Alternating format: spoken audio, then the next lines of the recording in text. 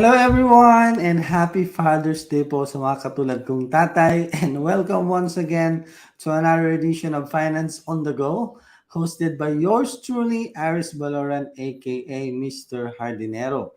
Ang show wherein ang financial education is cool at hindi nosebleed. So magpapakilala ulit ako sa inyo, lalong-lalo na sa mga first time dito sa ating show. I am a proud gardener dito sa bansang Italy, kaya Mr. Hardinero, di ba? And aside from that, I am also a registered financial planner, a Yaman coach, a transformatory coach, and one of the junior financial planners of Empower and Transform.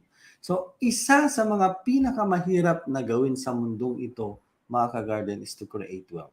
Di ba? Ang hirap. At kapag tayo ay nakapag-create na ng wealth, another issue comes up which is yung paano naman natin ito proprotektahan at isa-sustain for the next generation. Sabi nga nila, the first generation create the millions, di ba? Second generation inherit the million, but the third generation spends the million. So nakakatakot. Kaya today, we are again for a very nice treat because meron tayong kakwentuhang isang wealth management officer. So ituturo niya sa atin ano ba yung mga secrets, paano natin ma-maintain itong mga wealth na meron tayo. So our guest has been in the financial services industry for the past 2 decades. Yan, she started her career in a life insurance company as agency development officer. She managed a top agency with a high-producing agents and earned her fellowship in Life Management Institute of Life Office Management Association, or LOMA. So wanting to become a salesperson herself, she moved to a local universal bank and handled corporate salary loans prior to moving to Trust and Investment Group. Here, she started managing portfolios of affluent clients and finished the one-year course for Trust Institute Foundation of the Philippines. She continued her wealth management career as a relationships professional in a foreign bank, still handling portfolios of high net worth individuals. Currently, she's connected with another foreign bank handling a team of management amounting of 24 billion pesos lang naman, mga kagarden. She's also a licensed fixed income salesman, a certified investment and UITF solicitor. She is also a transformatory coach. So without further delay, mga kagarden, ladies and gentlemen, Coach Rina Navarro. Yoo-hoo! Hello, Coach! Hi, Coach Aris. Good afternoon. Ay, good evening or good morning pala. Ay, Good hindi. Magandang afternoon. hapon pala sa Yeah. mga ka-garden and happy Father's Day po sa lahat ng nanonood sa atin, including to you, Yeah. Coach Aris. Ayan, Happy father pa Father's yan. Day po. Naging father pala. Yan, shoutout muna tayo, Coach, sa ating mga kasama. Ito si Goma. Happy Father's Day sa iyo, bro. And of course, our number one fan, our number one supporter. Hello, Dayang. Kumusta ka na? Ayan na, wealth management ito, Dayang. So, better listen and take down notes. So, kumusta, Coach? Kumusta tayo? Okay naman, medyo malakas yung ulan dito sa Manila. Biglang Okay. bumuhos yung ulan. We also celebrated Father's Day and Wow. medyo nag-open na talaga yung mga malls, no? So a lot of people are going to the malls already. Marami na rin kumakain sa mga restaurants. So I think economy is slowly opening up. No, pero syempre with minimum protocols in place, so mga nakamasks pa rin yung mga Ah, tao naman. Oo. So dito? going home, medyo inulan malakas. So we thought na may bagyo pero mukhang wala naman. Dito wala nang nagma-mask masyado. Hindi na kasi obligatory ang mask. Sabagay, mas Mhm. importante pa rin na meron tayong protection, di ba? Protection is better than cure, sabi nga nila. So, coach, Correct. bago natin pag-usapan yung about sa yung itong topic natin, Wealth Management 101. Bilang isang wealth management officer, ano ba yung, curious lang ako, ano yung trabaho ninyo? Parang ang lagi ng asset management na, kung ano yun, 24 billion. Ano ang trabaho ng isang wealth management officer? Actually, I'm already handling several portfolio officers, no, or wealth management officers. So I'm a team head na ng mga yung tinatawag nating relationship professionals, no. So they are relationship managers handling portfolio of clients. Now, napaisip ako dun sa tanong mo kung ano ba talaga yung trabaho ng wealth management officer. It's really to take care of wealthy people, no? To take care of the financial requirements and investment requirements of wealthy people. So, pagka sinabi nating take care, no, the word na pinaka I think ugat ng lahat ng yan is what is you've probably heard this, a fiduciary relationship, no. Mhm. A fiduciary relationship is a relationship that is based on trust, no. So lawyers, they have a fiduciary relationship with their clients, um, in the same manner that agents have fiduciary relationship also with their principals, no. Kami naman, we have fiduciary relationship with our clients. That means that the relationship is based on trust, and we give services in parang we put ourselves, no, we put ourselves in the shoes of our clients, and we exercise care, care and prudence as if we were managing our own affairs. Oh, So, kaya naman pala. yun yung that's how I would describe wealth management, no. Kasi medyo if you think about it, medyo malawak talaga yung Mhm. subject na wealth management, no. But for me, it really stems from yung unang-unang basic foundation of wealth management, and that is trust, no.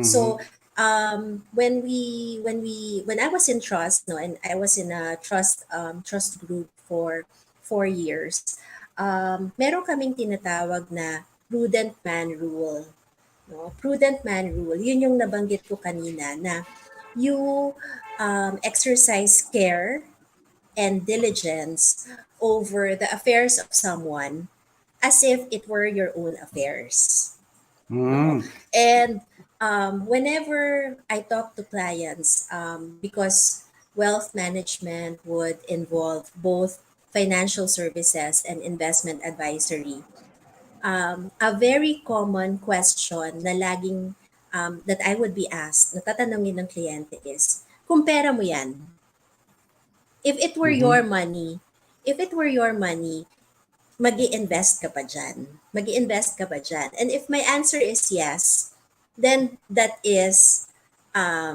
exercising the prudent man rule. No? Mhm. So wealth management officers are like that, no? Because there's so much trust given by a client to them, no? They have this um, responsibility to take care of the portfolio and investment needs and financial needs of a client in the same manner that they would take care of their own needs.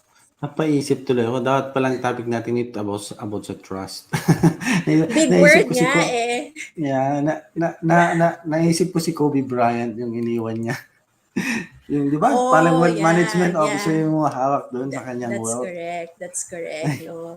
Yeah. So, yung pag sinabi mong trust, 'di ba? Big word 'yon. That's a big Mhm. parang big word. A lot of things come into play for us to be able to establish trust, no. Unang-una na lang diyan is of course your consistency, no. Consistency in delivering your services. And I think sincerity. Kasi hindi Hmm. po pwedeng, of course, because for instance, I work in a bank, no, and we do have goals. In as much as we would want to meet our goals, we would want to also, first and foremost, meet the goals of the client, no. So, yung trust na yan, that is not built overnight. It's built Yeah. over a long period of time, no? Pretty much like, like tayo, kung magkaibigan tayo, no? Yung tiwala natin sa isa't isa, will be built over time, no? So and how we relate to each other will determine kung gaano kita pagkakatiwalaan, no? Especially Yeah. because we're talking about wealth, no? We're talking about yung yaman nila, no? And Yaman. things that they have acquired over a long period of time. Grabe naman kung ikaw ba naman ang maghahawak ng 24 billion pesos na ganun kalaking asset. Ay, nako. So, cause, I think, yeah, that's in wealth creation, sabi natin, the trust must be there. Ano pa ba ang mga steps kaya para tayo ay makapag-create ng wealth? Ah, well, tama um, yung inuumpisahan mo, no? Yung finance on the go. Kasi there will be no wealth without a solid financial management. Mhm. Walang wealth management kung walang solid financial management. So it all starts from that, no? Magsisimula tayo dun sa, kasi there can be, three types of wealthy people. No? Number one is those who were born with a silver spoon. No? So sila, mayaman na talaga sila to begin with. No? So yung wealth, pinagpaguran or ipinundar ng mga generations before them. No? And then, maybe there are also wealthy people because of windfall. No? Pwedeng nanalo sila sa loto, or naka-jackpot sila ng isang business one time, big time, no?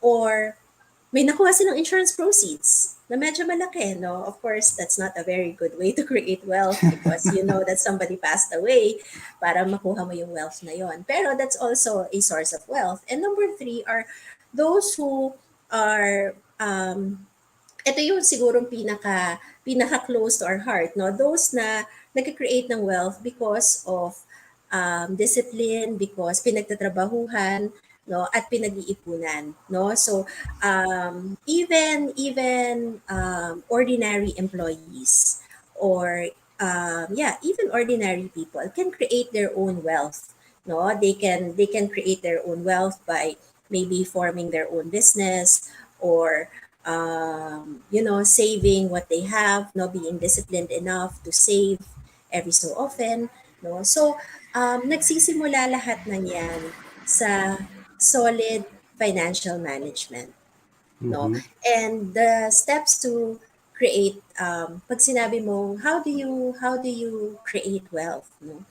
mag I think first and foremost is kailangan mo munang ng honest to goodness assessment of where you are, no? So pretty much like what we do in financial management. Magpa-diagnose muna tayo, 'di ba? When we go to a Yeah. doctor, it's not as if the doctor will already tell us what you need or ito yung mga gamot na kailangan mong inumin.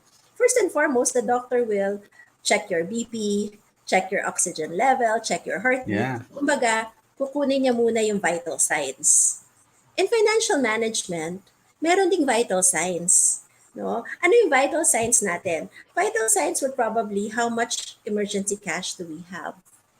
No? Yes. Or Number how much one. savings rate? Oo. How much savings rate do we have given, or how much savings rate do we follow? No? And how much debts? Magkano ang Debts. ating utang? No? Magkano ating utang?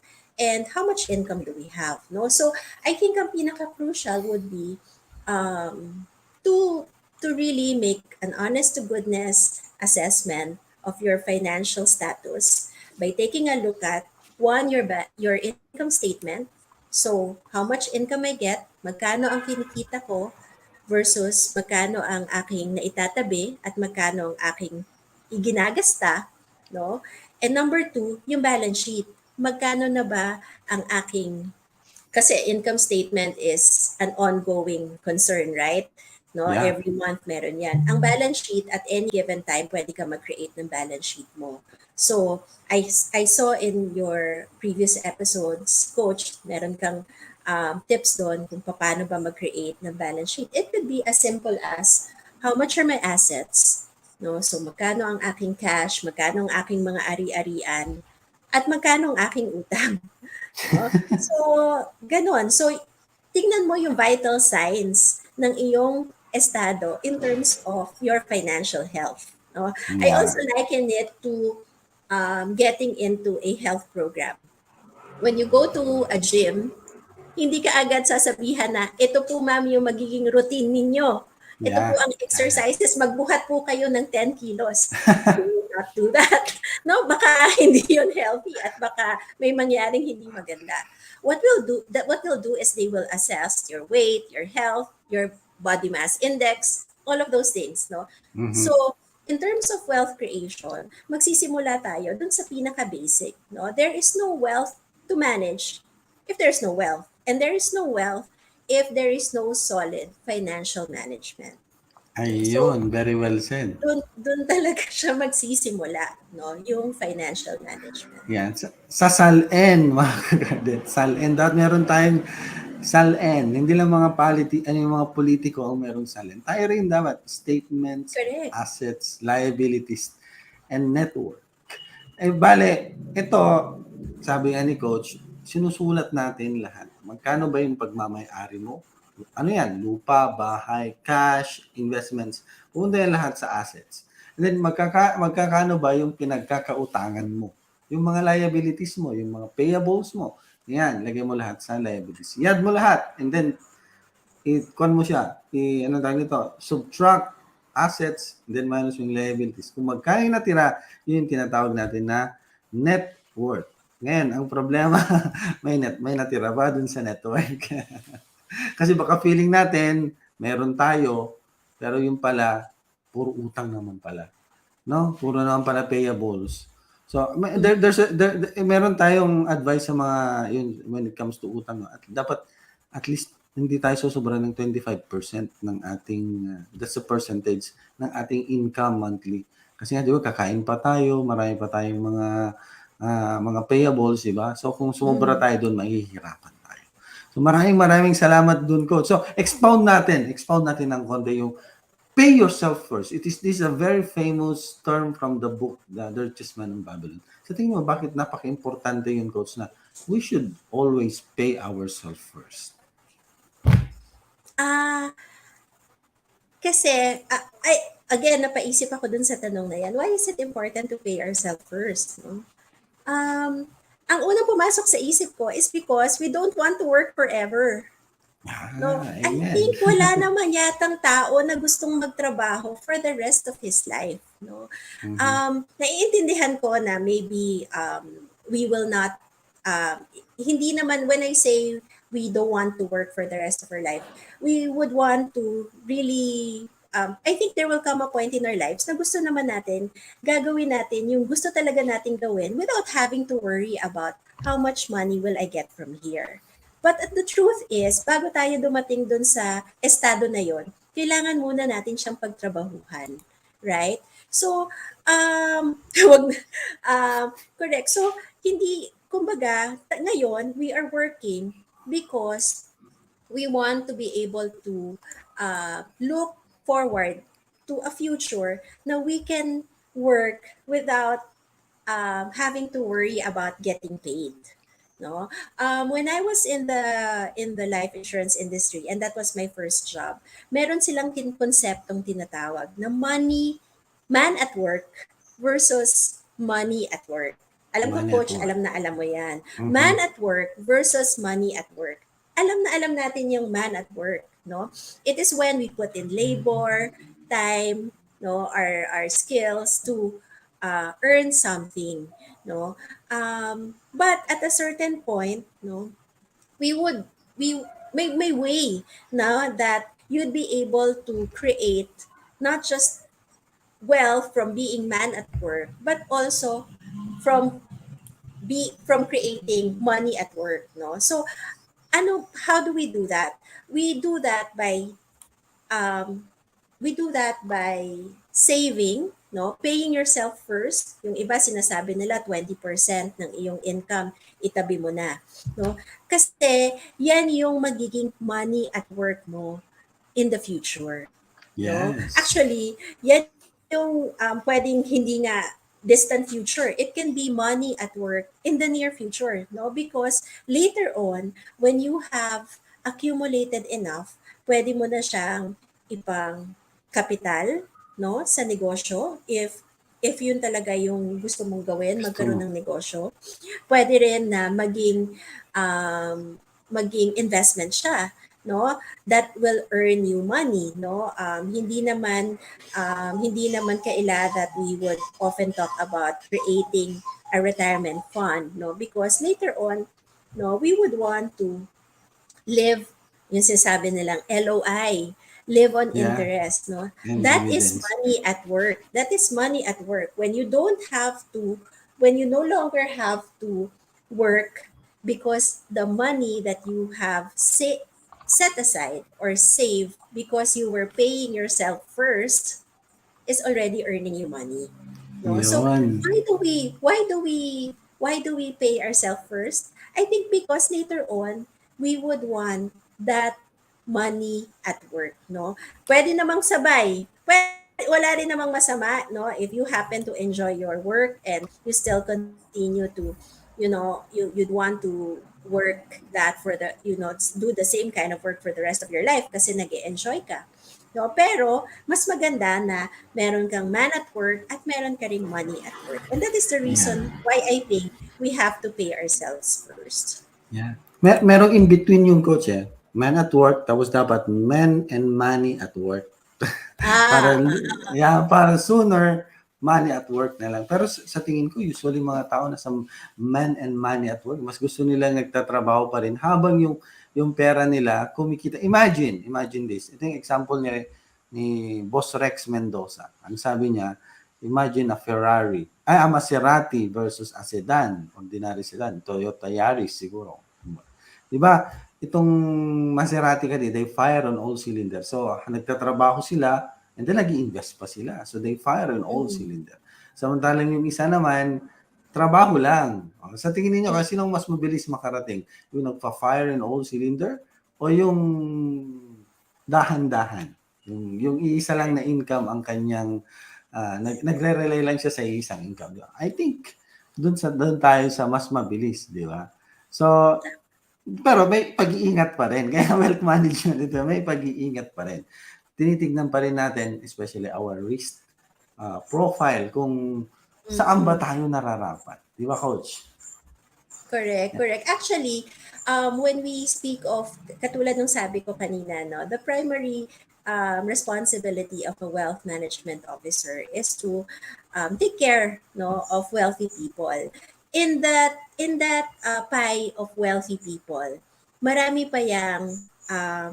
pang segments dyan, coach, no. Uh, u- um, I'm sure you've heard, no, yung mga bangko, meron silang segment na tinatawag nilang preferred clients, no, Mm-hmm. preferred banking, no? So in our definition, ang mga preferred clients, yan yung tinatawag nilang mass affluent, no. So may wealth na sila, pero malaking base pa rin yan kasi marami pa rin nakaka-achieve nung ganong klaseng affluence, no. Yun yung tinatawag na mass affluent client, no. Pero they can already become preferred clients, no. Pagka medyo mas mataas na, usually I would if you're curious, magkano nga ba yung pagiging preferred client, no, or mass affluent? Normally nasa $100,000 yan or around 5 million pesos, 5 no. million So pesos. na nagiging nakasasama ka na dun sa category ng mass affluence, no? Pagka medyo mas mataas pa, tinatawag na natin yang high net worth, no, Ah, individuals or mga H, premium accounts. yeah, HNW, no, or HNI, no, sa amin, HNI, high net worth individuals. No, these are clients who have maybe a portfolio of at least $1 million, no, or 50 million Wow. pesos, no. So mas as you would imagine, mas sophisticated sila at mas mas diverse, no, yung kinakailangan nila na investment advisory and financial services, no. After the HNIs, meron pa tayong tinatawag na ultra HNI, no, or May ganun pa. UHNW, yes, no. This I would think, no, would be clients that would have a portfolio of around, sabihin na natin, $5 million, no. So around 250 million pesos, no. So this would be companies na company owners, no, or business owners who have a line of businesses or several businesses, no, and they would get into wealth management because they need parang a person or a group that will finance both their business needs and their personal needs, no? Mhm. So karamihan yung mga yan ay sinuservice na ng mga tinatawag nating private bankers, no? Kasi they can already make use, no, of the global platforms that are available in private banking, no. Wow. And at that level, pwede na rin silang magkaroon ng access into direct investments kasi yung size ng volume nila ay parang what we call parang institutional na yung laki, no? Parang isang Mhm. isang kumpanya na yung laki ng Yeah. portfolio, no? Pero hindi pa doon nagtatapos because after no ultra high net worth, meron pang mega wealthy. Yun na yun talagang sobrang yaman na talaga na mga kliyente, no?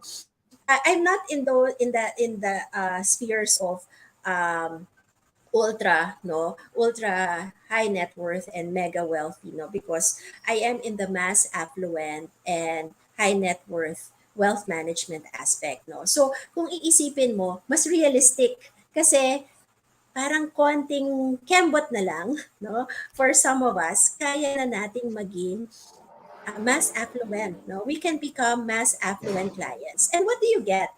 What do you get by becoming a mass affluent client? Unang-una, alam niyo yan, when you go to a bank, meron silang sariling teller, no?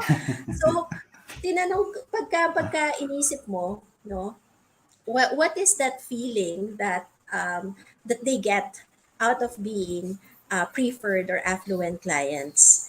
It's the VIP treatment, no. They don't Mhm. have to you go to a bank and people know you by name. Masarap na feeling yan, no. Imagine yourself, 'di ba, imagine yourself going to a party, 'di ba. 'Di ba ang una mong gagawin kung ikaw lang mag-isa ay maghahanap ka ng kakilala. Kakilala. Oo, no? So pareho sa banking. It's the same in banking, no? When our affluent clients or our preferred clients go to the bank, we know their names, no? Ma'am, welcome back. Mr. Hardinero, welcome back. Kamusta po kayo? Kamusta po yung biyahe ninyo? Ang tagal po namin kayong hindi nakita. No, we know people by name. And they are VIP, no? Very important people. We serve coffee, may kape, at may express lane, no? May preferred lane. Wow. And I think, di ba masarap isipin na when we go to the bank, no? Nandun tayo sa express lane. No? Parang, Hindi yung kung pumipila lilipad ka, ka, no? oo, pumipila ka, no? Kung lilipad ka, para kang nasa business class. Business No? Para kang class. nasa Oo. business class, no? They make you feel that, no? Because what you have on the menu is different from those that are being served dun sa economy. Ano pa? Aside from being VIP, meron kang tinatawag na first dibs. First dibs coach, ikaw yung unang makakaalam on what is going to be offered in the market. So, yung Hmm. mga, because there are things that get arranged, there are investment outlets, no, na ina-arrange. Sana all, correct. Ina-arrange ng bangko.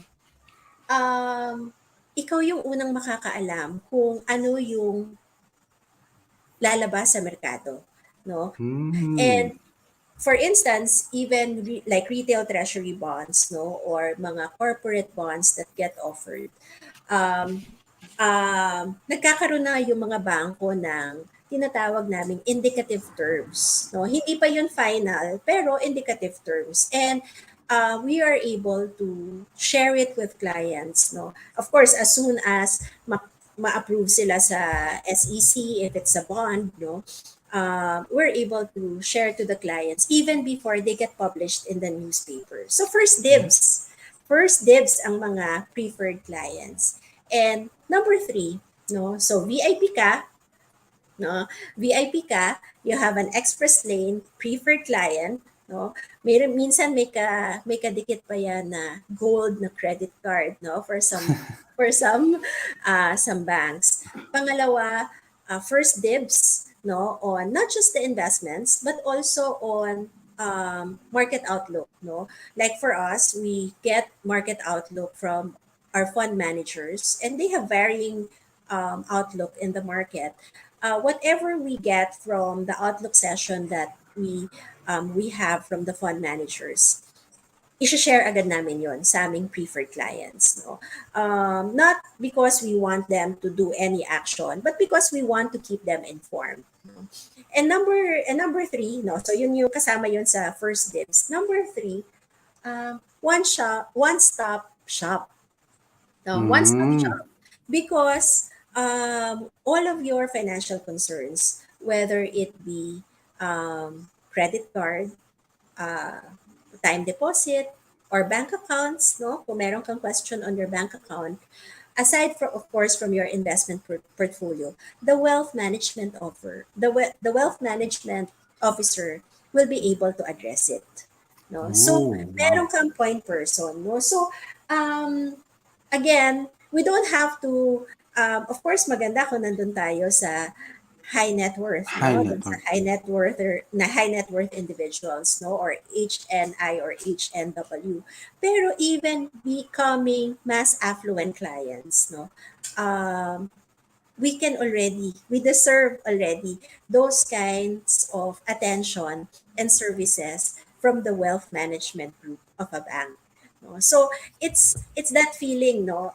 Of course, sabi ko nga sa iyo, wag natin kakalimutan that the foundation of everything is trust naman talaga, no. But if you have all of these things on the side, di ba parang ang saya, no? You have Yeah. someone who is dedicated to look after your affairs, your financial affairs, as if it were his or her own. And then you have all of these other things na bonus, no? VIP, first dibs, and one-stop shop. Yeah. Sabagay, nasusubukan din natin 'yan kasi may mga kuwan tayong mga premium din, mga premium accounts na hawak tayo. So, mayroong mga talagang separate. For example, they will give us update sa market. Dun sa mga regular, wala. At sa mga premium, meron talagang special treatment na binibigay sa Correct. atin. So, dapat sa mga kagarden natin dito, kung kaya natin, sa mga lahat naman natin kaya natin yan eh. Gawin lang natin, let's execute lang. So let's plan. Yung financial plan na sinasabi natin. It allows us to really see the future kasi nga meron tayong wealth formula. So it allows us to see the future and also prepare for it while enjoying the moment. So yun ang definition ko ng financial planning. Enjoying the moment while preparing for a beautiful future. Ayan. How about coach ito? Very important. How to protect naman itong wealth natin. Once you have the wealth, paano mo naman siya protektahan? Okay. Sa amin, there are many ways to protect wealth, no?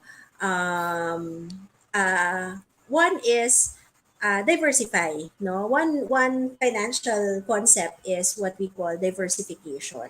Meaning, you have based dun sa naipon mo, and again, hindi naman kinakailangan na malaki siya, no? Hindi magkakaroon ng 5 million without 1 million. At hindi Yeah. magkakaroon ng 1 million without 100,000. At walang 100,000 kung walang 10,000 and so on, no? So it always starts from that. Sabi ko nga sa inyo, doon tayo sa mas realistic. There are ordinary employees, no, who have saved enough and have opened wealth management accounts with us. No? So, hindi naman kinakailangan na sobrang yaman mo para magkaroon ka ng isang tinatawag nating to become a preferred client. No?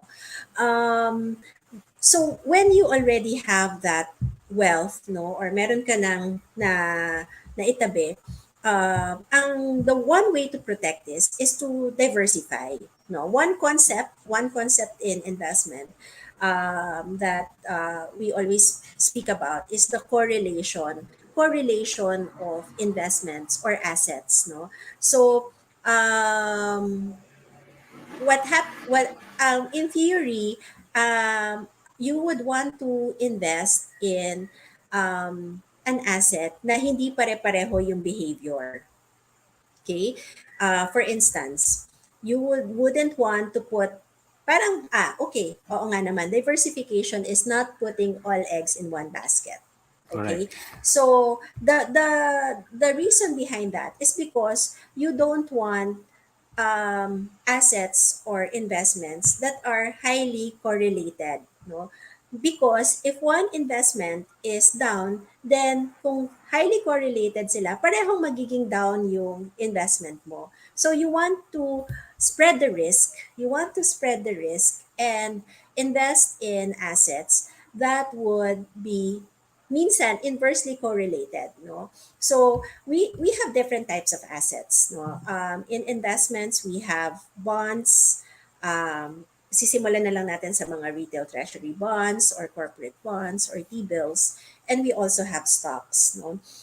Right now, alam natin that the US Fed is increasing interest Yeah. rates. And because the interest rates are going up, they are getting reflected in the bonds, no? So yung pera sa market naturally, no, will flow where returns are highest. No? Money flows where returns are highest. So kung mataas ang interest rate or mataas ang returns sa fixed income or sa bonds, doon pupunta ang pera ng merkado. That's why we're seeing a very deep correction in the stock market. No? Mhm. Ngayon, kung lahat ng pera mo nasa stock market and you have this scenario when there are rising interest rates, maiipit ka, no? Maiipit ka and wala kang pang counter doon sa negative performance ng stocks, no? So, kapag ka nakabuo ka na ng portfolio, you would be able to appreciate na hindi ka lang tumitingin sa performance ng isang position mo. No, there should be other investments in your portfolio because you should really be looking at your portfolio as a whole. No, so maybe at this point, if you look at your exposure or investments in stocks, maaring hindi maganda yung performance, pero kung titingnan mo naman yung investments mo, kung meron kang investment sa bonds, no, it will counter the negative growth, no, in the stocks, no. So number one, I think is diversification, no. So diversification is really mitigating risk, no. Kinakalat mo yung risk, therefore hindi ka concentrated sa isang type of asset. If you're investing in a bond, hindi ka rin nag-invest sa isang issuer, no? So, Mhm. kukuha Yes. ka ng iba-ibang issuer. Kaya medyo maganda rin to consider yung mga funds because they already have a basket of investments, no? And it's so diversified that even if one issuer, say, or one stock does not perform very well, the other stocks kaya pang i-pull up yung performance ng fund, no? And another thing, I think na pwedeng pag-protect ng wealth because I started my financial services career in insurance, it's really insurance. Yeah. No? Without having to, nakakalungkot nga, no? Because I know, I am not very updated on what is the, um, what do you call it? Parang insurance rate of the Philippines. But at the time that I was in an insurance company, the insurance consciousness of Filipinos were actually below 2%. no? So Wow. 2% of the Filipinos had life insurance policy, no? Even if I am in a wealth management now, I would always say that investment is a type of insurance is a type of investment that um, that will isipin ko, that Re- will always replay. be higher. Oo, it will always be higher at the time of death. No? Mm-hmm. Because remember, when we diversify, we are diversifying financial risks, right? Pag nag-invest tayo sa iba-ibang klaseng assets, we do that because we are diversifying risk. But there's also risk of dying, no? First and foremost, there's risk of dying. So we should also set aside something that will mitigate or that will protect us from that risk of dying too soon, specifically. Sa investments, if you die, knock on wood naman, it will always be market value at the time of death. Yeah. Whereas insurance, it will always be higher, no? Higher because there is a guaranteed value, no? So I think it complements that, or it complements and it also kind of protects the value of your wealth, no? Kasi for instance, like even yung mga single premium na yun, if you just leave it there, you know that the value of that money will always be 125 or 130% or market value, whichever is higher. No, that is something that investments will not do because investments at the time of death will always be market value, and Yeah. we don't know where market is at the time that God calls you back. So Yeah. Ay, yun. paano kung nagka-pandemic ano? So insurance is very important. I would like to I, expound that one. Ang insurance kasi mga kagarden, for me ito yung explanation ko. Parang ito, yung mga investments natin kasi parang nasa stairs, spiral stairs. Mabilis yung stocks kasi, mabilis ka. Ano? Ang problem niya, for example, may goal ka, may goal. For example, gusto mong makarating ng fifth floor.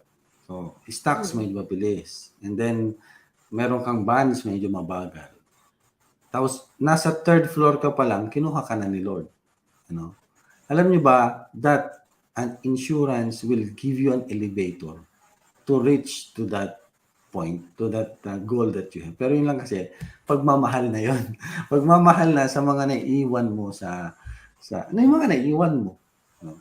And insurance is one protect. Yung sinasabi rin ni Coach kanina na diversification, we need to diversify. Pero ingat tayo sa pagda-diversify. Baka nag-diversify ka sa stocks, then nag-diversify ka sa mutual fund na ang exposure pa rin ay stocks. So, pag nag-down ang stocks, wala rin. So, ang diversification means iba't ibang, anong tawag dito? Parang iba't ibang asset type. um, asset type. Yeah, asset type. So, sa bagay, mapapag-aralan naman natin yan as we go on. So, ito na. One last question na lang, Coach. Bago kita pakawalan. Any advice for those people who wants to reach point A to point B? Mm. Okay. No, it always I think it always starts with a dream or a goal. No, I like what Coach Salve did. No, a few days back when we were at DepEd. No, because as you know, Kasali we're ka doon? starting. Yes, I'm actually a transformary coach for as an IPON ambassador. No, Mm, and we started the program with vision boarding. No, yeah. nahiya akong aminin that it's the first time that I ever made a vision board. Ay, nakikita mo yun, Coach. Yeah, that's our vision. That's my vision Oo, board. oo. I would have a vision board, pero just mentally, no? Just Ah, mentally, that I know the things that I want to get. But last 2 weeks ago with Coach Salve, we went to DepEd and we actually made a vision board. No, we cut out mga okay. magazines, no, and we put pictures there. And the vision board that I made is actually in my room, and it's a constant reminder, no, of where I want to be. No? So number one is have a vision. I think na ano naman natin yan, we all dream, no? We all hope for something. In fact, if we talk about financial planning or wealth management, it's not because we want to have more money. It's not that. It's because there are dreams and goals, and we need money to achieve those. No, Yes. so money is never the end goal. It is never the end goal. Money will provide us maybe security, no, or maybe a joyful retirement, no, or a stable future for our kids because we will set aside education. Whatever it is, it's purely personal, no. So whatever the goals are of one person, we don't have any right to question it, no. So it Tama. starts from that. It starts from having a vision or having a goal. And number two, of course, hindi pwedeng hanggang dun lang, no? We really, as I said kanina, we need to make an honest assessment of where we are right now, no? Take our vital signs, no? Ano ba yung estado natin in terms of our finances? And once we have that, then we are able um, to plan for small steps, no, small steps in creating wealth. Again, it we don't have to sprint. We don't have to jump from point A to point B.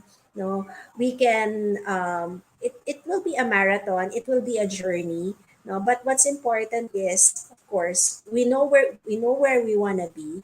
We know where we want to get at. um, Handa tayong magsakripisyo, no? We we are willing to make sacrifices after we have learned, after we have found out or made an honest assessment of our financial health, no? At sinabi ng inyong financial coach, mataas ang cholesterol mo, bawasan mo ang pagkain ng sisig, no? We have to make our sacrifices because we know that yun yung makakatulong sa atin to reach our goal, no? So what would be little sacrifices, no? Maybe not going to the mall, no? Every weekend, maybe instead of going every weekend, once a month na lang, no? Or for instance, if instead of having good coffee, no, dito sa Philippines, no, I see a lot of people, they go to Starbucks for coffee, no, maybe there could be a better, or maybe there can be a cheaper alternative that is not naman so bad, no, kasi you have to think, why do I like drinking coffee? No, what does it give me? So you have to analyze also, is it Starbucks or is it the coffee? No, so those little things, no. So The ambience. so we have to have a goal. We need to be honest with ourselves. We need to make sacrifices, and we need to monitor. No, I like what was told to me by one of my former bosses. What gets measured gets done. So Yeah. you measure it so that you'll be able to do it, no. It doesn't have to be every month, but it has to be, say, every year you measure your progress, no, you make your own financial goals, financial statements, and see if you're making progress in terms of your financial health, no. Mm-hmm. Babalikan ko lang pala, sorry, yung making sacrifices kasi parang baka isipin nila ang hirap naman yata yon, no. um, I would liken it to learning how to drive, no. 'Di ba sa una medyo mahirap siya, no? Nakakatakot because you're on the road and you have a steering wheel. But later on, habang ginagawa mo siya ng mas madalas, no, you become more familiar with it, you become more comfortable, and then at one point, your car is almost your second skin. 'Di ba? Yung kahit na alam mo na malapit, parang yung pasahero mo tingin na malapit ka na, pero ikaw, alam na alam mo na hindi ka pa mababangga. Yeah, yeah, It's yeah. almost like that, no? Having that kind of discipline, um, will, if if you have that discipline, or if you make little sacrifices that will result to you being very disciplined, later on it will become almost natural to you, no? So saving and really being conscious about your spending and your borrowing will become almost like second nature, that it will become like almost your second skin, no? Kumbaga sa, babalik na naman ako dun sa exercise, no? Yung pupunta mo sa gym, kinunan ka ng BMI, tapos nagkaroon ka na ng health program, tapos later on, hindi ka na tinututukan ng coach mo kasi alam mo na, and even by yourself, alam mo na yung gagawin kasi meron ka ng, um, naku, nakalimutan ko tuloy. Um, Program. May program ka na, saka, sorry, ano nga ba yun? Um, Basta later on maybe I will remember, but it's already in your head, no? So parang na-memorize na siya ng sistema mo, no? Because you do it all the time, it's already ingrained in you, no? So kapag nandoon na tayo sa state na yon, hindi na siya nagmumukhang sacrifice kasi it already becomes, almost like your second nature. And before you know it, yung 10,000 mo, naging 100,000, tapos you might have earned your first million, so on and so forth, no? Before you know it, baka pwede ka ng preferred client, no? Or part Wow. ka na nun sa tinatawag natin na mass affluent client. Wow. So, Sana all. sana all. Ayan. So, napakaganda ng kwentuhan natin ngayong araw na to, Coach. So, maraming salamat, especially sa mga nanood sa atin. Dayang, maraming salamat. So, Coach, just in case they want to ask some info about the trust or about sa work mo, where they can reach you? Saan kanila pwedeng i-reach? Through you. Through you, coach. Actually, alam mo naman that I don't really do this in public, Ayan. no? Pero naimbitahan ako na sumama sa, yun nga, pagiging transformary coach to become an Ipon ambassador. And I want to do it as a form of giving back. No, so gusto ko rin, yung gusto ko yung I like what you're doing na little by little, in our small ways na namamahagi or nag-share tayo ng mga tips on how we can be more financially independent, no? I'm not used to speaking in public. I don't have a public profile, but if they'd like to reach me, through you na lang or through Coach Yeah. Salvo, no? Pwede Ayun. po. Yan. So, alam niyo na, pwede niyo akong i-message o pwede niyo akong i-email. So, sa mga kaibigan namin dyan, mga watchers, mga followers who wants to be a transformary coach just like us, all you need to do is just visit the website of Empower and Transform. That's empowerandtransform.ph. And for any inquiries, just simply email us at info@empowerandtransform.ph. So if you're looking for a financial planner that's always on the go, look for Mr. Hardinero and also Coach Rina Navarro. So mga kaibigan, see you again next week and goodbye. Have a blessed Thank Sunday, you. everyone. Bye. Thank you, Coach.